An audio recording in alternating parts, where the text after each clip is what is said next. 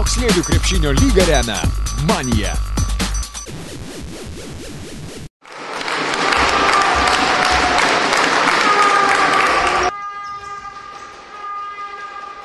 Lietuvos moksleivių krepšinio lygos 1996 metais gimusių berniukų antrojo diviziono nugalėtojais tapo Kauno krepšinio mokyklos Tornado KM Otto Over komanda, kuri Alytuje vykusio Karūnos finalinio ketvirto finale tik po atkaklios kovos 106-100 palaužė priešininkus iš sostinės Šarūno Marčiulionio krepšinio akademijos antrosios komandos Philips krepšininkus. Labai stiprus varžovai ir labai lygus, sakyčiau.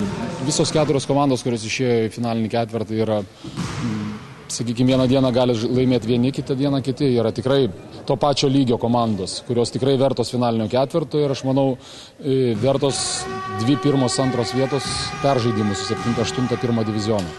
Kažkiek sunku, nes ir vaikai pasimetę, vaikai mažai žaidė tokių oficialių rungtynių kaip antra komanda čia mūsų ir netgi pristatymą išeiti jau jiem buvo visai naujovė, nes tokių dalykų nebuvę. Tai tikrai ir vaikam jaudulys, ir trenerių kažkiek tai sunkiau biškai vadovauti prie žiūrovų, prie triukšmo, prie visko.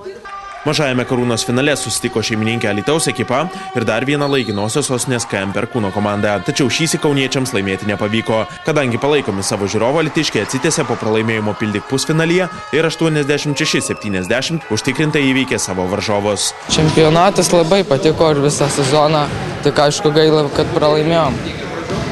Visą sezoną vargom, bet tai nieko. Šitoj komandai pirmi metai dar tik tai neblogai sekasi ir šiandien neblogai sekėsi. Pirmąją ir antrąją vietas iškovojusios komandos varžysis Karūnos rungtynių serijoje su aukščiausiojo diviziono paskutinėsis vietas užėmusiomis komandomis. Porų nugalėtojai išsaugos arba iškovos teisę rungtyniauti stipriausių Lietuvos komandų aštuntuke.